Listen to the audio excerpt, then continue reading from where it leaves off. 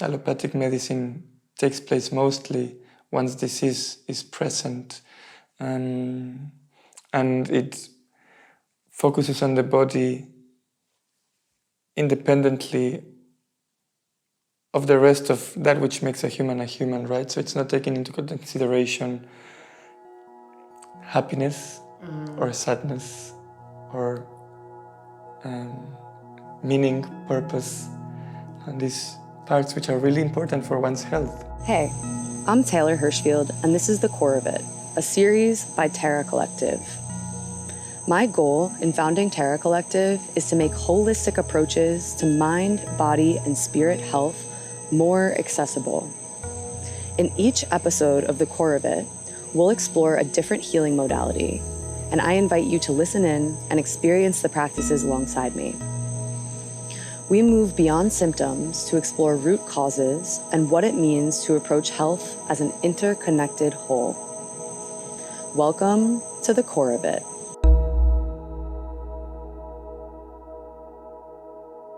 Very excited to be here with you today, Arturo, as we've had quite a few sessions together.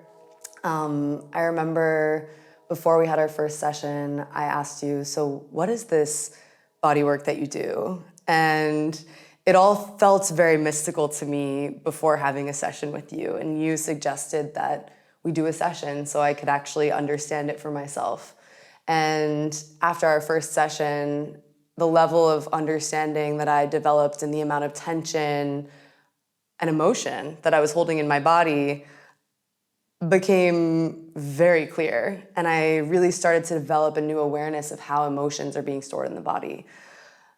And I've tried to also explain your work to other people. And it's kind of the type of thing that's really hard to gesture at unless you experience it. So I think the goal today is to do our best to actually get across what it is you do and how you help people. So with that, I would love to invite you to introduce yourself, introduce the type of somatic bodywork you do, as well as where you're from and how you actually came to this practice. So I think one of the really interesting things that I know about your background is that you're a trained medical doctor and you found yourself on this alternative path after going through a very conventional path. So maybe you can tell us a bit about, where you're from, your background, and how you got to where you are now. Yes, thank you, Taylor. Happy to have you here today in the praxis. I grew up in Mexico City, where I went to medical school. Upon graduating, it was clear to me that I didn't want to pursue the traditional, conventional path of Western allopathic medicine, and this was already clear to me throughout my studies. Early on, when I started going to the hospitals and seeing, what being a doctor meant somehow. I had an idealized version of it because no one in my family was a doctor. I never really had access to the backstage of what being a doctor is until I was myself there. And there I could observe that it was just not resonating so deeply within because there were elements of the experience of being a human that were not being taken into consideration in this way of approaching health, or rather said in this way of approaching disease, because allopathic medicine takes place mostly once disease is present, and it focuses on the body independently of the rest of that which makes a human, right? So it's not taking into consideration happiness or sadness or meaning, purpose, and these parts which are really important for one's health. At the time that I was doing my studies, right at the beginning of it, I started going as well with a woman, an elder healer in Mexico City. Her name is Sonia, and I was recommended to go to her by the mother of my best friend at the time. And she was her client for some years now. The mother of my friend had had cancer, and this woman had supported her in the journey of healing. So I went, and this was a time of my life when I was not feeling great emotionally. I was confused, I was sad, I was coming out of the closet within a conservative family and social structure. So there were all those heavy questions that I didn't know how to address within myself. And this woman helped me. The first session with her, I left the place just with this, what was that feeling? And, something powerful happened then. I experienced my body and I felt things that I had never felt before. But how do I understand what happened would take years before I could start putting in words the kind of experience and situation that took place that day. So I kept going with her every 2 weeks for a year. Wow. And by the end of that year, I felt completely different. And she had already planted seeds of questions that would later become important for my practice and the path that I would decide to follow. Questions such as, what is health? What is disease? What is a body? And these were questions that were being asked beyond words and beyond the rational realm of understanding, and were happening in a level of the experience which was something I hadn't experienced yet, and it was just a deep connection with my body. And in that deep connection, start to search for answers. And I cannot say that I have found many answers, but the quest of researching these questions has become what has guided me in the past years till today, coming to Berlin, starting to do this work, and always with the big question, what is a body and how can we approach it? What can we learn from it? How can I inhabit that what I am differently? And what happens when I do? Yeah. So interesting. So you found Sonia right at the end of your medical school studies. I found her at the beginning of my studies. Oh. On my first year of medical degree studies, I met Sonia. And then for the next 6 years, I trained on both schools. Oh. I was doing my training as a medical doctor, and at the same time, I was training with her to become a practitioner of this somatic kind of bodywork that she taught me. And it's interesting because 1 year in the process with her, I asked her, would you teach me? And she agreed. So then I became her student, and it's a very fascinating period of my life because on the one hand, I was learning the science of Western medicine, and on the other hand, I was being challenged with more holistic, esoteric, weird proposals of what a body is. So I remember she would say things such as, your liver is not a liver. And coming from my pathology class to her studio at her house, and having learned at school what a liver is, how it looks like, how it works, how it can get sick and how it can heal, and then go to her and she telling me such a thing like, your liver is not a liver, it was just really hard for my mind to put those two together. So that was a process and a journey, and in the end it didn't happen through the mind, it happened mostly through the body, in the recognition and acknowledgement. Okay, I think I get what you mean when you say this. So she never denied the existence of a liver, it's just that the liver is much more than what I considered it to be. Wow, so interesting to go through these two studies at the same time. So what did your study with Sonia actually consist of? What did it look like? I would go to her every 2 weeks for a 1-hour session in which we would talk. She would share with me knowledge in relation or addressed to my present moment in life. So talking about myself, she would help me see things and understand myself in different ways. And then we would do massage, short sessions of body work, 20, 25 minutes, sometimes even less. And so it was more the talking than the actual body work. And at some point I started giving body work to others, to my friends, to my family, and then I would bring with me the experiences to her and share with her, I was doing this and then I noticed this, or I was doing this and then this happened. I didn't know what to do here. And she would support me into what can I do the next time something like this happen? How can I approach a certain kind of situation in a different way next time? And this was how the teaching happened. And where did Sonia learn? Where does this knowledge come from? Sonia herself had a teacher that she would call the monster. And this was his nickname. No? This is how people knew this person, El Monstruo. So I can only imagine the kind of bodywork that person was was offering, no, and holding, and like the kind of experience he was providing, because Sonia was already tough. No? The kind of container she held was a tough one. No? She really confronting you with what you're holding and feeling, and barely giving any slack. So if she called him the monster, I can only imagine the quality of person that he must have been. And he held a shamanic circle based on Mexican indigenous wisdom and knowledge. So the bodywork was one of the tools that he worked with. And Sonia herself had cancer at a certain point in her life, breast cancer. The doctors had removed one of her breasts and they wanted to remove the second one. And that's when she said, I'd rather die than just continue to let myself be chopped down. Like, if this is all a human can do, then I don't want to be a human any longer and I'm ready to go. But before I go, I will try to find out if there's something else a human can do or can be.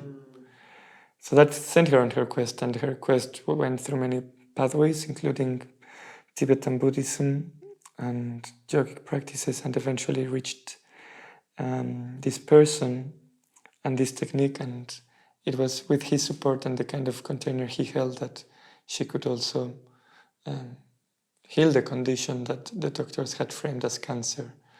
And this is more than 30 years ago. Since then, she never went back to the hospital. Wow. And she really took her health on her own hands. And in the process of doing so and becoming what she became, she was able to accompany others in their journeys. Wow. Super powerful. So this practice is ultimately, it sounds like, handed down via one-to-one training, and I don't know if word of mouth is the right word, but kind of transferring wisdom from this ultimately indigenous lineage, Mexican indigenous lineage of wisdom. Yes, and even more than mouth of word, like hand to skin. No? It was like a very physical process. That makes sense. So I'm curious, in your words, which I tried to ask you this question before we had our first session together, so I know it's not an easy thing to do, but how would you describe this work? How does somatic bodywork work exactly, in your words? Yes, so I cannot speak for somatic bodywork because I know there's many kind of practices that can be labeled under this umbrella of a term. But what I do, there might be similarities, of course, but I just don't want to now speak of the somatic practices because I don't know. But the kind of practice I hold here, I think it works a lot with perception, the perception of the body. What do I perceive my body to be? And how can I change that perception, and what happens when I do? And it's a process that's happening on a level that goes a step beyond our rational mind and thought. And that's why it also makes it a process hard to speak of, because it's hard to put it down in words, because it's happening beyond the realm of words. It's happening there at the core of the experience of what one is, and we just don't have that many words to describe this kind of phenomena because we haven't dedicated maybe enough time and attention to explore this kind of realms.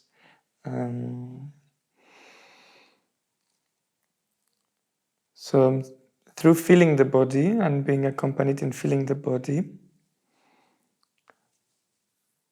what I've been trained to do is to move my perception slightly off place.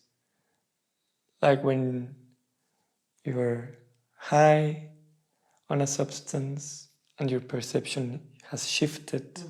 It's just a slightly different consciousness to the one of my everyday that I access while connecting with my breath and my body. And in that space, I make an invitation to your body to come meet me there. So it's kind of meeting in a space slightly outside of the space our bodies are physically sharing. And it's an invitation, right? So I cannot do anything for anyone.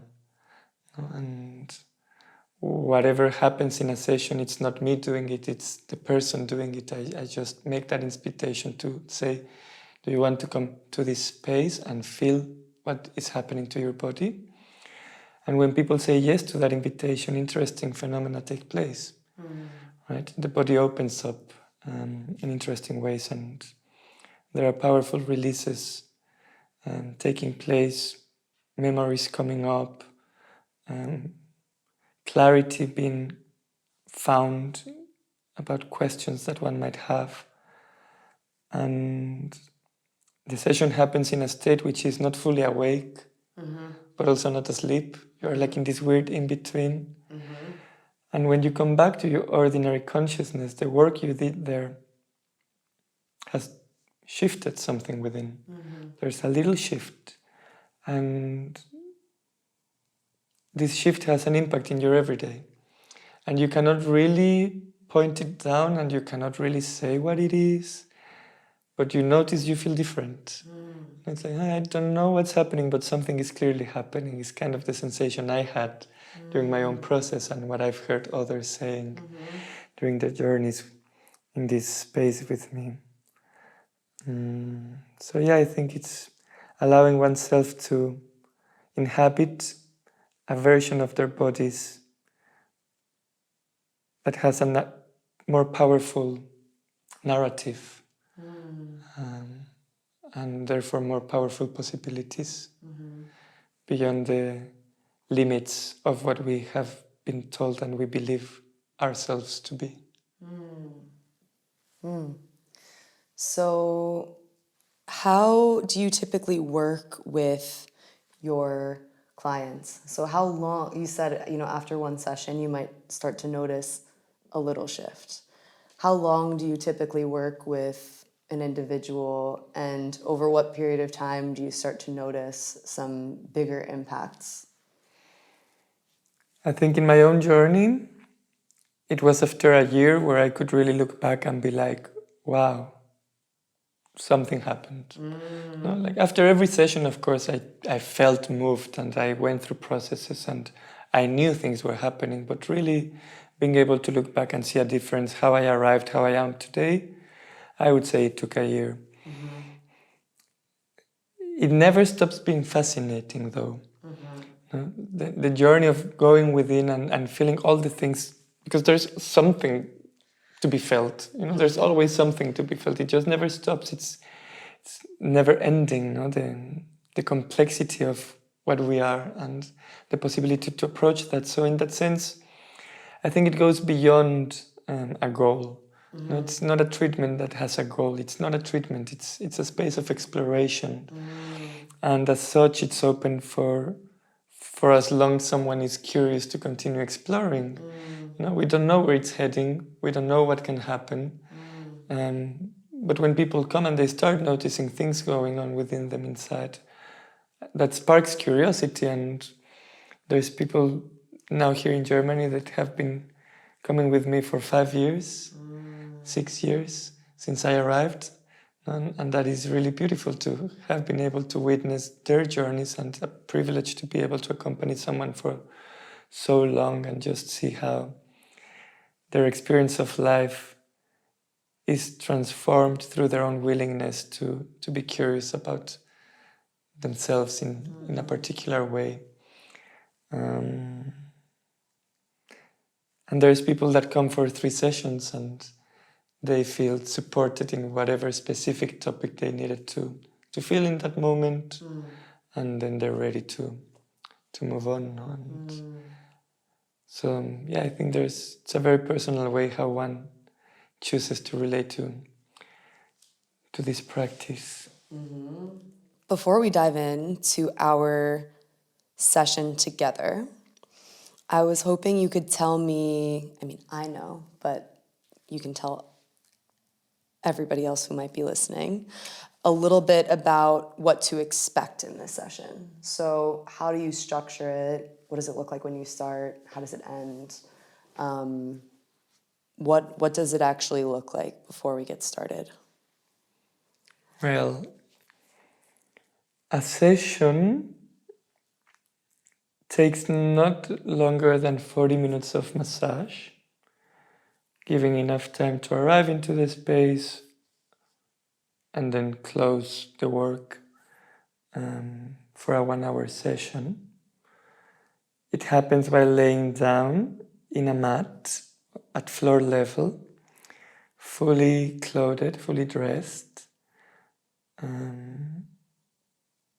You start laying facing downwards with your chest and belly on the mat. First, I work on the back of your body before asking you to turn around and work on the front. As the work is applying pressure on your body and bringing your attention to explore your body and localizing spaces where intensities are present, sensations of different qualities, and holding that pressure in that space long enough for you to be able to face the rejection that you might feel towards it, surrender it, open up to whatever reaction the body will have to that specific sensation, and reach the other side of that reaction to recognize the sensation has shifted. So this is kind of what we're doing while exploring the body, just repeating that process in different places as they appear.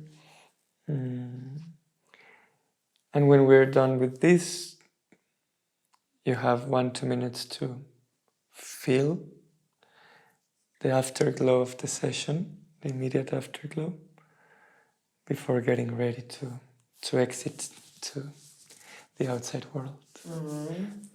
And is there a reason that you start laying face down and then switch to laying on your back? Well, I do this because this is how I was taught. But I think there might be an element of feeling more comfortable. I think if the person who has their eyes closed, before I put my hands on their body, they might be more comfortable if I start with the back.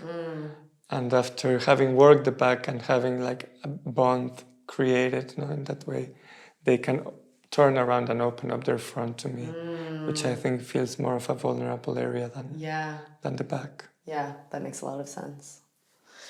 Okay, thank you for this pre-interview. I actually learned a lot that I didn't know. That was super interesting. Thank you for your questions. I'm happy to be here with you. Okay, I think we can transition into our session. I will first just pause the video now and then shift things around a little bit. Here, you can experience about 3 minutes of highlights from a 35-minute bodywork session, or you can jump ahead to 27.5 minutes to go directly to the post-session interview. Relax your body. Let it sink on the floor.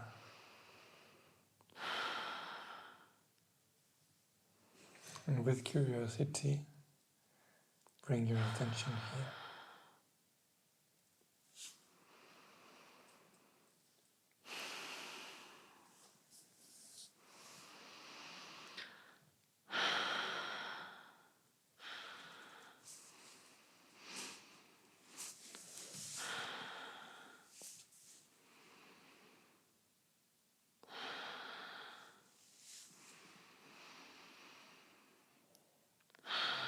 here. Expanding on the sensations.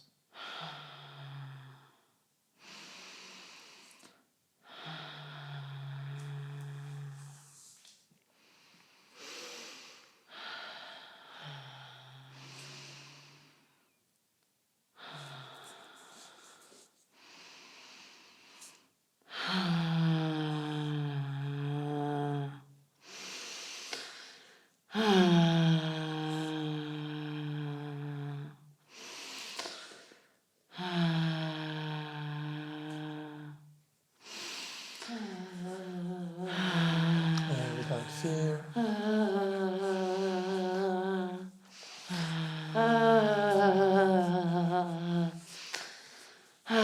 Approaching that intensity.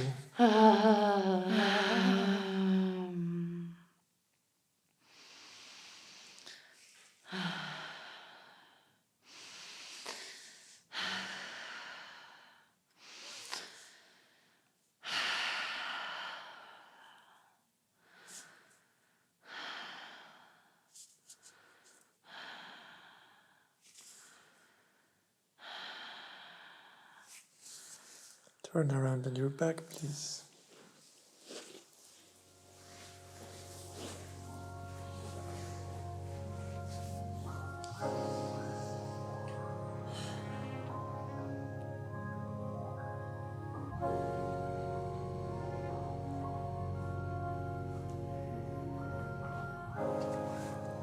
Stretch.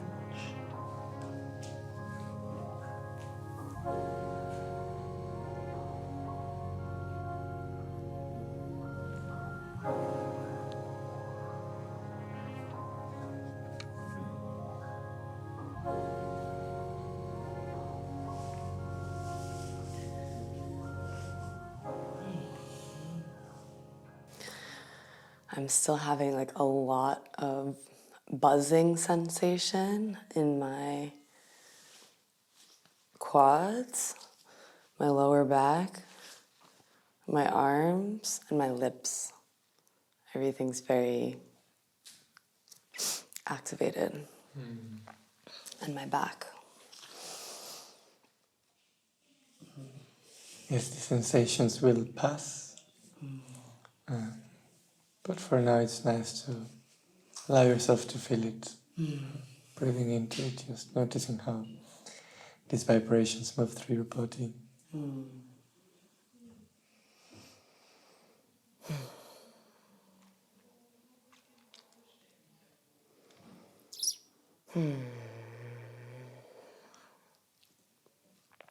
Yeah, I definitely feel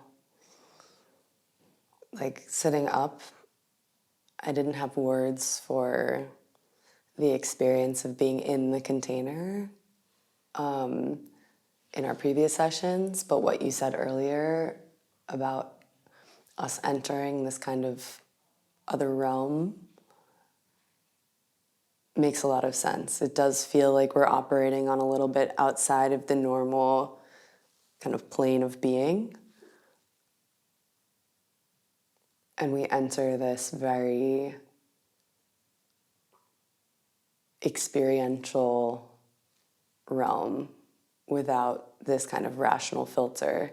In my last interview, I interviewed a woman named Marcella, and she's a hypnotherapist, and she explained the shift of the brain state that you go into when you are part of a hypnotherapy session. And it made me think a lot of that, where it feels like you're kind of guiding me through your touch and subtle verbal cues to enter this other realm where there's no longer like this kind of rational filter between my physical, mental experience that's kind of like filtering how I understand or analyze what's happening. That is kind of lifted, and it's just this like pure body experience, but also emotional experience. Yeah, beautiful. beautiful to hear. And the similarity also that you have found with the work you did with Marcela. And the possibility our bodies have to exist in different ways. There's the regular way of being present, and then there's so many variations to that. And I think it's a really fascinating matter to explore how does it feel to be in those other states, and what can happen when I'm in those other states. How can I shift my understanding of reality in ways that are benefiting to my experience, my well-being, my health, my happiness, which is a lot of what has been at the core of shamanic practices and shamanic healing, which involves entering into altered states of consciousness to do that kind of work. And there are many variants of how to approach those states with or without substances, right?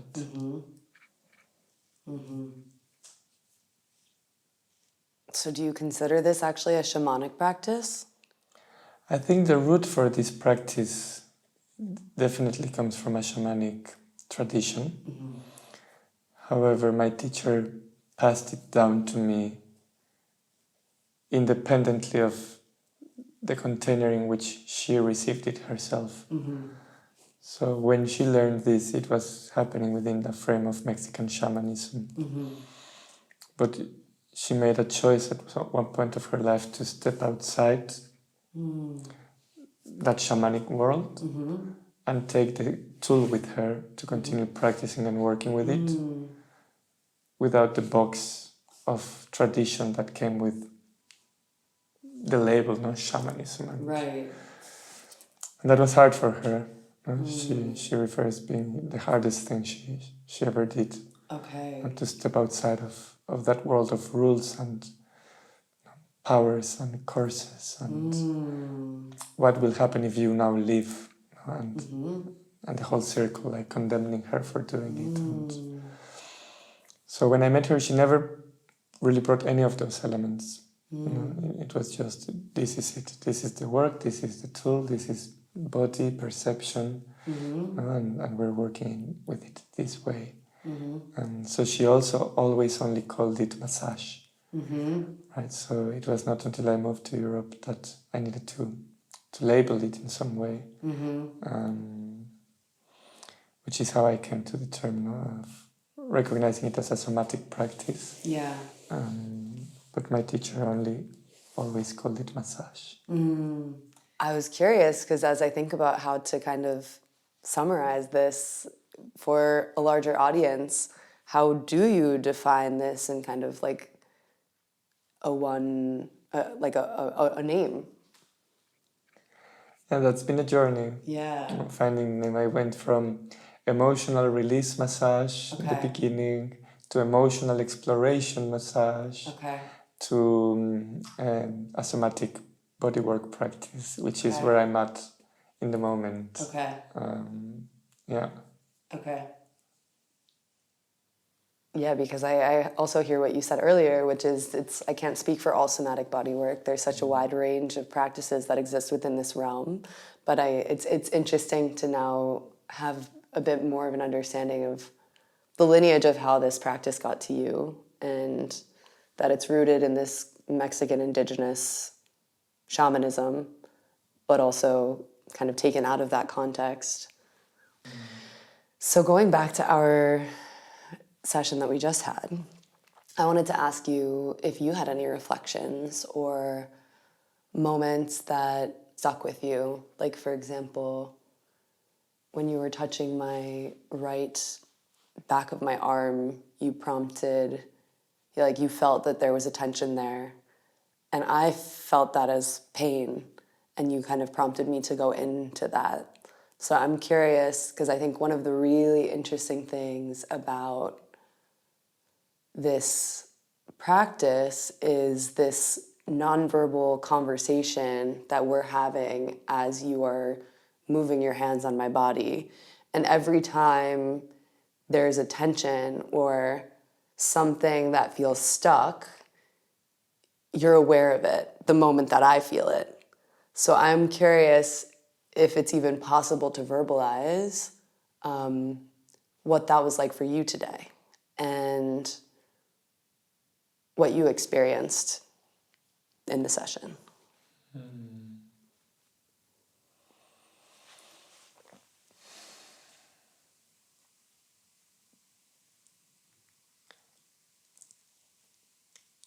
I'm very attentive while having my hands on your body to all the micro movements your body is doing.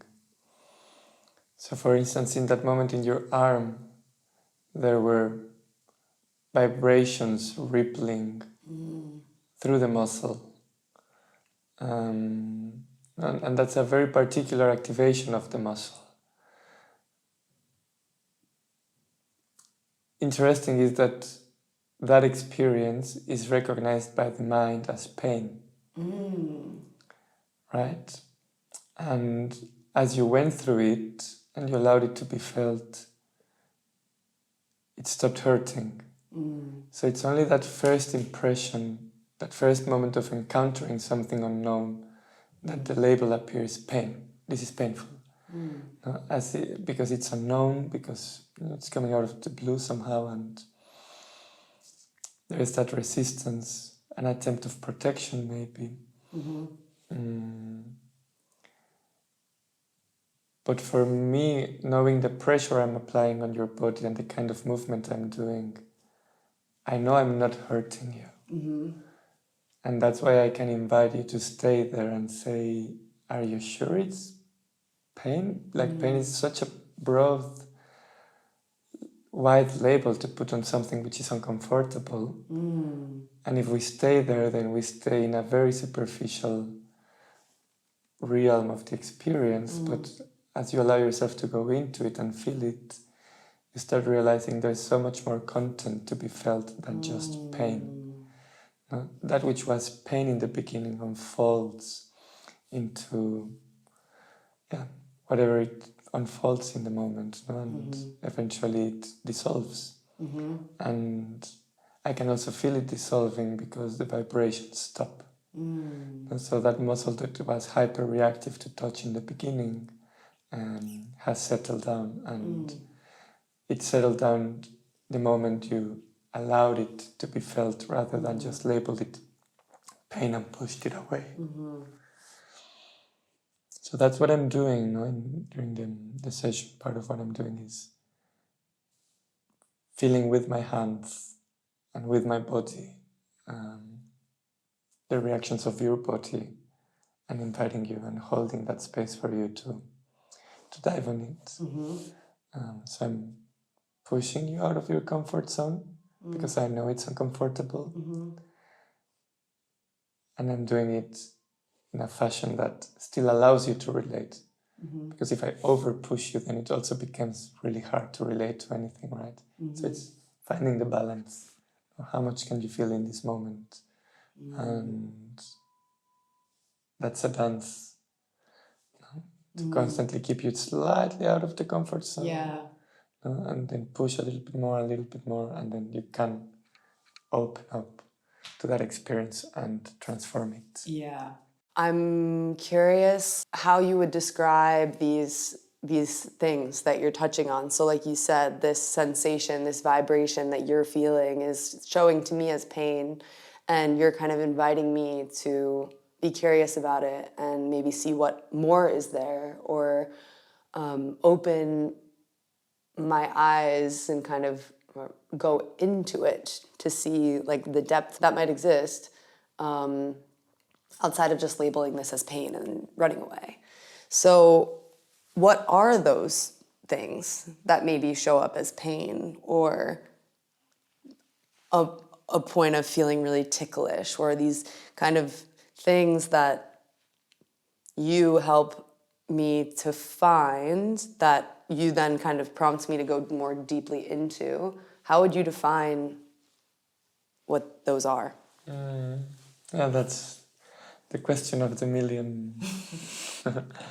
I think our bodies hold everything which we experience. If we cannot process it and integrate it on a mental level correctly, we give it to the body for it to hold. Yeah. So that which we are approaching to feel are experiences lived, emotions felt, belief systems, narratives that relate to how am I presenting myself to the world. What do I think the world is? What do I think my place in this world is? How do I relate to others? How do I believe others look at me? So it's also constitutional parts of the self, of the mind, of the ego, that one can access through the body because it's made body. We have this very dualistic approach sometimes to understand mind and body as two completely separate things. Yeah. But through this, mind is body, right? The only reason why you feel your fingertip is because there's neurons connecting the fingertip to your brain. Yeah. In a link of 1, 2, 3 neurons, so there's one central nervous system, which is the brain, and one peripheral nervous system, which covers every single millimeter of yourself, your body. But when we think about the mind, we only consider the central system, ignoring the fact that it's all one mind, right? So it's not such a radical concept to think that my emotions can have a seat in my body and that my mind can be approached through my body.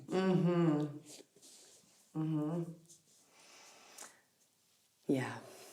I had a really powerful experience in a ceremony setting with ayahuasca where my intention for the setting was body over mind, really listen to my body and kind of shut off the murmurs of my mind. And in this setting, I went into this complete winter. My whole body was freezing. I could not warm myself, and it was completely unbearable. Like I was shivering. I was so cold. I couldn't figure out how to warm myself. I had like tons of blankets on. I went to the fire and nothing was working. And then I had this big breakthrough moment that was like, oh wait, like without the mind, your body will forsake you. Like these two entities are not two entities, they're one, and they need to work together. And any ailment of the mind is reflected in the body, and any ailment of the body is reflected in the mind, given this, like you said, it's not this duality, it's a oneness. So that definitely resonates. But I think the way our society approaches health and wellness often makes us think our body is something to be dealt with retroactively, and there's no kind of proactive prompting of what is this ailment in my body telling me about what's happening in my mind, and how is what's happening in my mind reflected in what's going on with my body.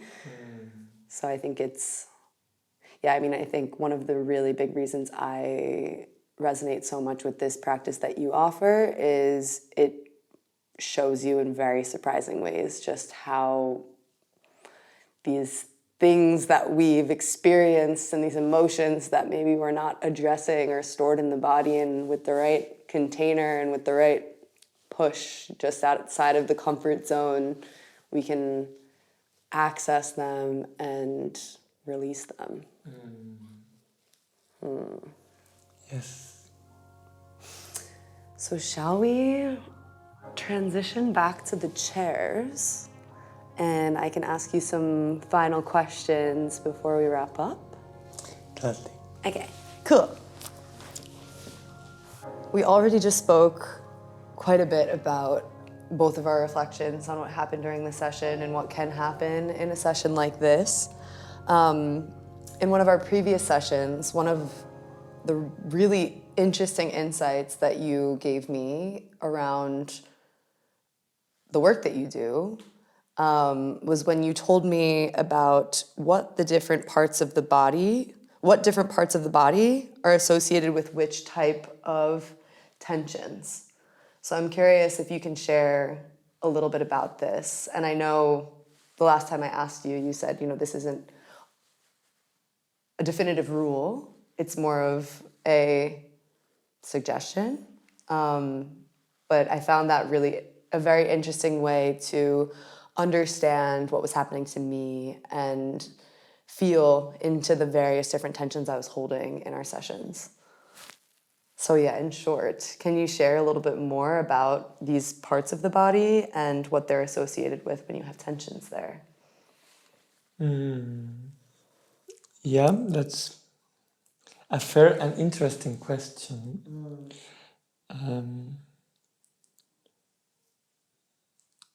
One could argue there's a map that could be done about what do we hold emotionally where in the body, and this could be linked to other traditions of healing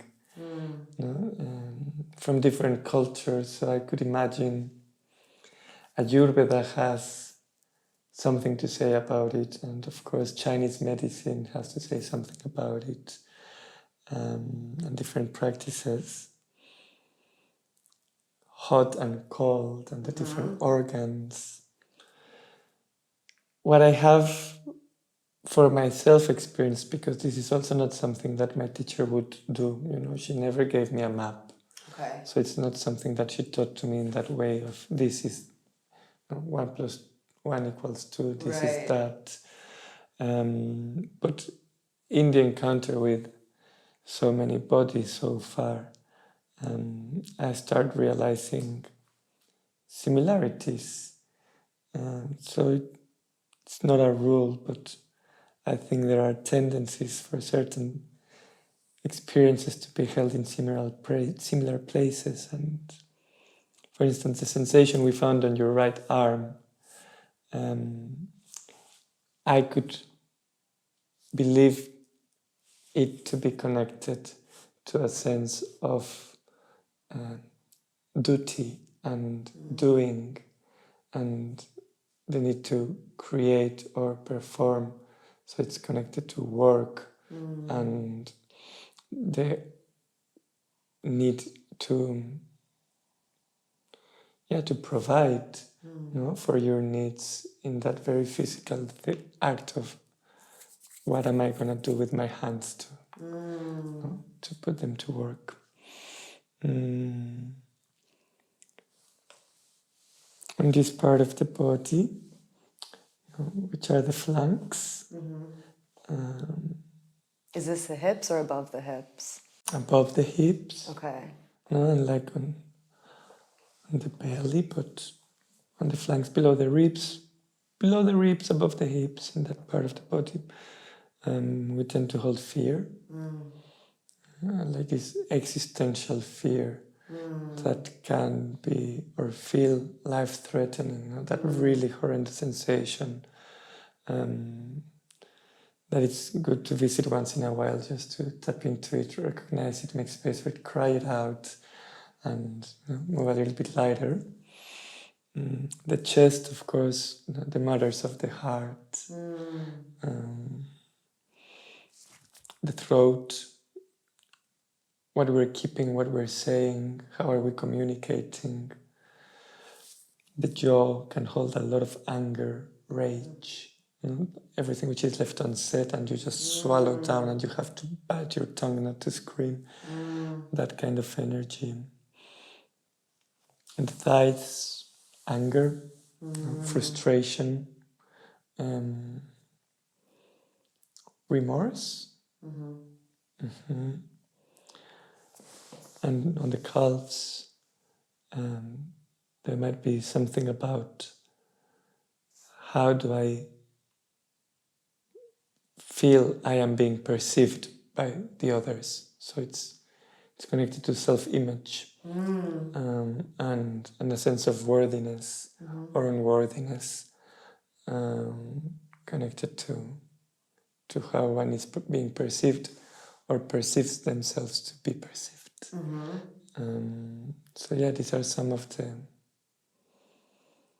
the things that come to mind when I listen to your question.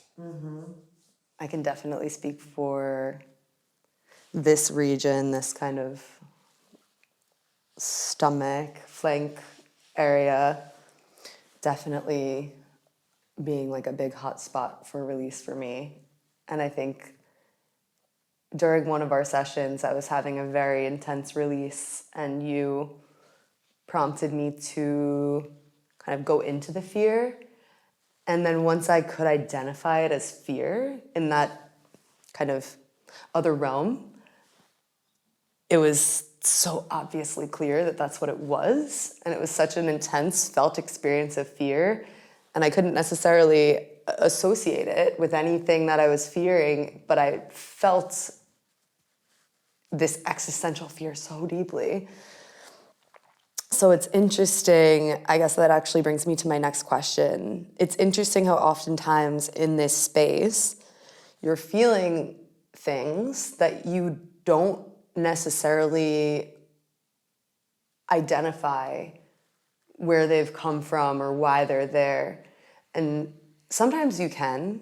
Sometimes you can make links that often, in my experience, sometimes I'm able to make links that help me release further. But then oftentimes there's an opportunity for me to like go into a gratuitousness of the release where it's like, maybe I'm actually like this is a bit gluttonous of me to be like crying even more. I think the release might be over. So I'm curious, what's your take on the importance of actually identifying the root cause of these stored emotions versus just releasing them? Yeah. I think more than just releasing them, because I wonder if we ever release anything. No, I don't know if we get to release that which has happened to us in our life history and that which has made us who we are today. I think it might be more in terms of integrating. No? So there is that sensation of, oof, I just released something huge, but I don't really know if the image is of putting it away rather than bringing it back into wholeness. Yeah. You know, acknowledging, feeling, making space for it, integrating it, saying you belong, you're mine. I feel you, I make space for you, I stop ostracizing you, ignoring you, pushing you away. And so that's it. And back to the question.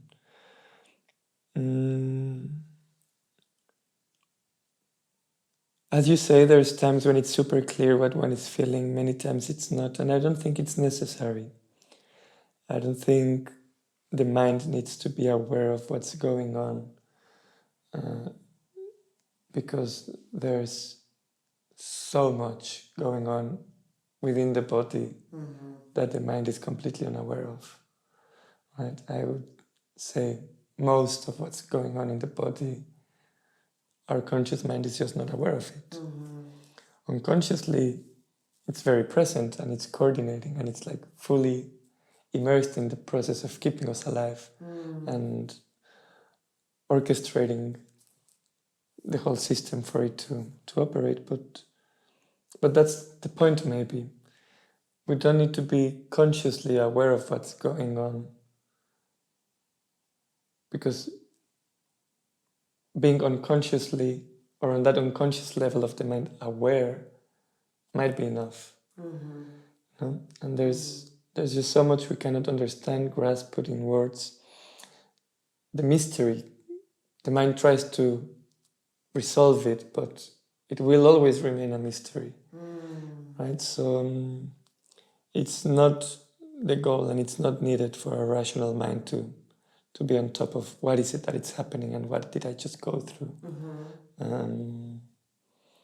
Because I think that's also something that makes this proposal interesting, no?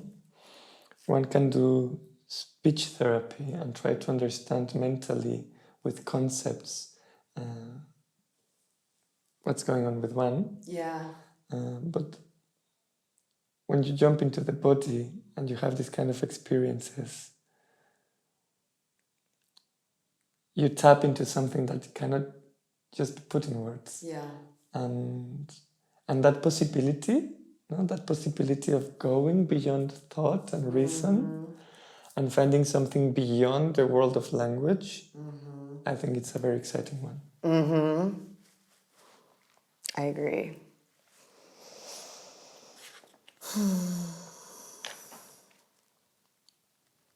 If you could describe your work as a metaphor, what would it be?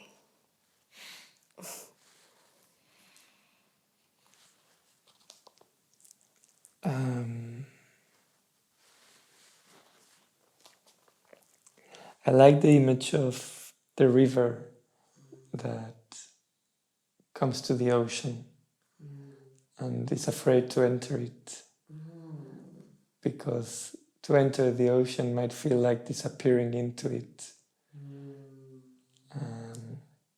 But the river cannot go back.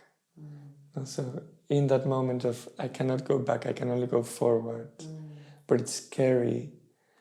But in going forward, you realize you don't disappear because the river doesn't disappear into the ocean. The river becomes the ocean. Right? So maybe that idea of wholeness and of allowing movement, fluidity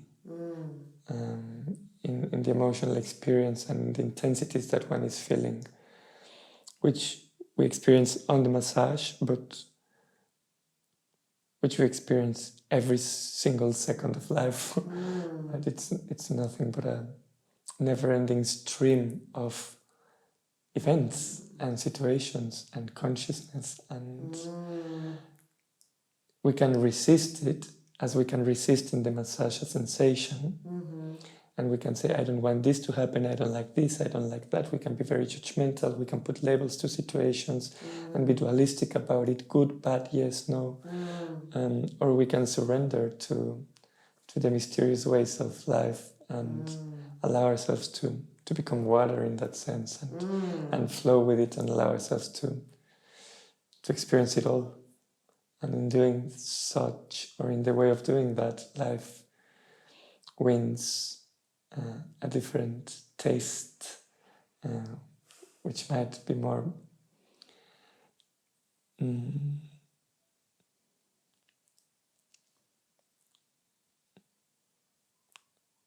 which might hold the possibility of a more fulfilling and interesting life experience.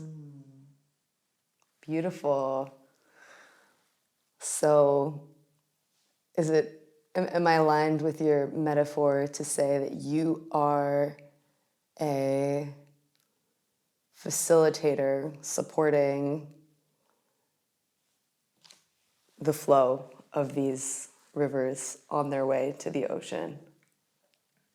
You're helping remove blockages that might be coming or that one might be scared of.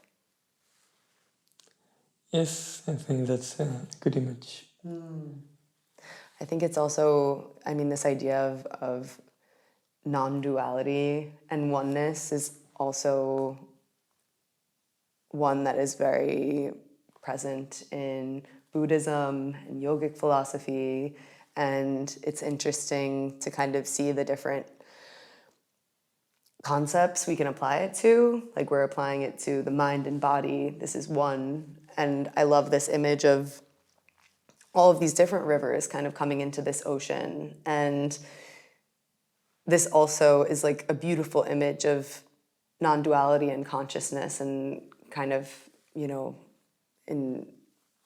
as we think about this path to enlightenment, thinking about how we can really come to feel and identify this oneness and like the oneness that sits in all of us, and recognize that we are all just part of this body of consciousness. When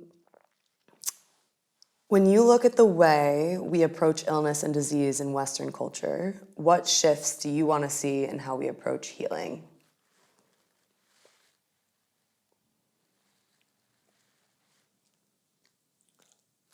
I really like the notion of relating to health with intention of prevention. And I think this would be a very interesting shift to see taking place, where doctors make a living by preventing people from getting sick rather than from treating sick people. And where we would have a society where health is considered a value on itself before sickness, instead of the value of solving sickness. And for that, we need to shift the way we understand health. What is health? Is it just not having a disease? What are the different elements needed to be considered for one to really be healthy and living the most fulfilling possible version of a life? And I feel like many of these elements are not taken into consideration today in the Western approach to medicine. So yeah, I think this is a shift I would like to see. I realized I forgot to ask you one of my favorite questions at the beginning, but I feel that it kind of pairs well with what you just shared. So I'll ask you a two-part question. One is, where do you feel you fit in this equation? And what is your favorite part about offering this practice? Where do I fit in this equation? Well, I think being trained as an allopathic Western medicine practitioner, I might have a say in the way I get to critique that which I studied, which might be different from someone who doesn't have this kind of background and critiques it. Both critiques are valid, but one might have more fundament than the other, if that makes any sense. Yeah. So in that way, a voice to raise the possibility to different ways of relating to health, and having the fundamentals to do so. And the second question, what do I like the most? I think it's fascinating to be able to practice a tool and hold a space that brings me in direct contact with the mystery, with what's mysterious in life, which is everything. When we move a little bit outside the very fixed narratives we have created of what is life, and what are we, and I think this place and this offering really allows for that. So every time I'm working here, I'm facing the mystery and I'm exploring it within myself. I'm exploring what happens in myself when I'm doing this work, just as you're exploring what happens to yourself. And so there's a relationality, there's a bonding taking place, there's a dual exploration taking place. And there's also the encounter, which I really appreciate also, the possibility to meet in this very intimate way others, and so many others. And in a city like Berlin, there's so many others have came from every corner of the world. And that's something that I'm truly grateful for, the possibility to have met, felt, touched, no, and just held the processes of people from so many cultures and nationalities and paths of life. And this has by itself enriched my own experience of life. I can imagine.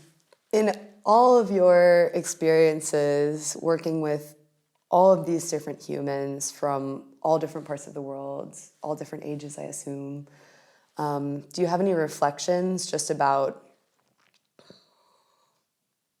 kind of what we share? Like, I'm curious if you look back on this experience and your feeling is, we share so much more in our way we hold on to things than one would imagine, or if there is really quite a wide variance in what we hold on to. We are one. Yeah. We are one. There is one operative system evolved through millions of years. And this operative system operates in each one of us. So, of course, we all have our individual stories and situations, traumas, but the way our vulnerability is the same. The imprint that pain will leave in our bodies is the same. And the possibility to work through it is also present in all of us. So, yeah. What would you say our patterns of sickness and healing, what do they reveal about society today? And how might a practice like yours begin to shift that? That's a big question.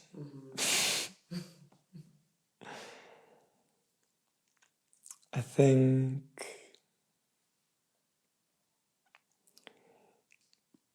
needless to say, but one could argue that our societies are sick. The values that are being held are twisted. And are twisted because they're not for life. And we are life, so we're being forced to experience life in environments which are not supporting ourselves. And that creates stress. So we're all facing huge amounts of stress because we're under systematic pressure from so many different fronts. And this has an impact on the body. Stress releases cortisol. This inflames the body, and constant inflammation sickens the body. So I definitely think the way we are operating and being held by the societies and the systems in place sicken the body.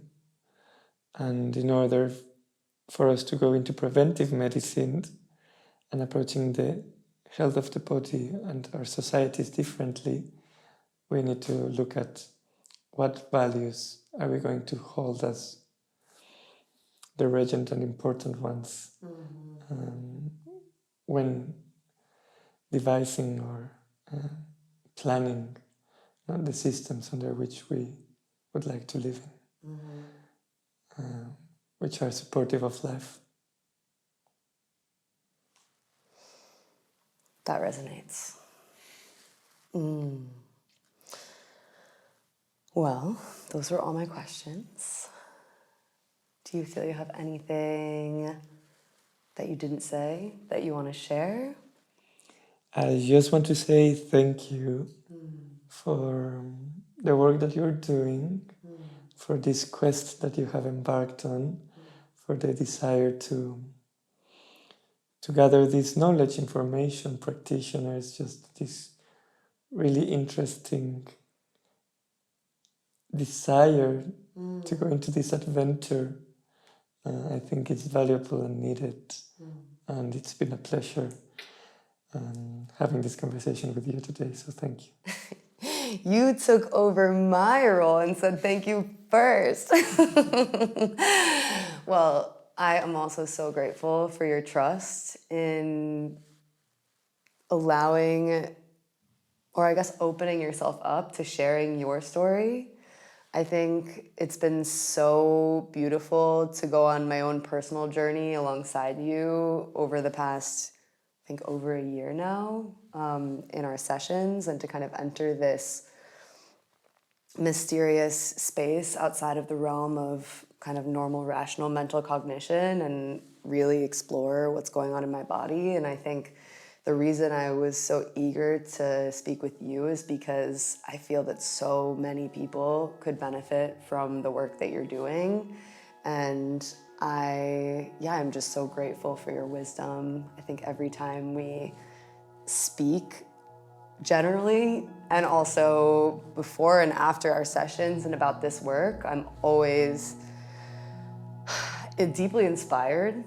I think you have a way of scratching on this kind of mystery that you've referenced in a way that sparks curiosity and creates depth, but also kind of only just enables you to see the depth of what you don't know. And I think that's really interesting and powerful, and I'm excited to share this with a wider audience. So thank you. Thank you. Thanks for tuning in to The Core of It. I hope the conversation was useful and interesting. For more information about Terra Collective and the practitioners highlighted on The Core of It, or to join the collective as either a practitioner or seeker, go to our website at www.terra-collective.co.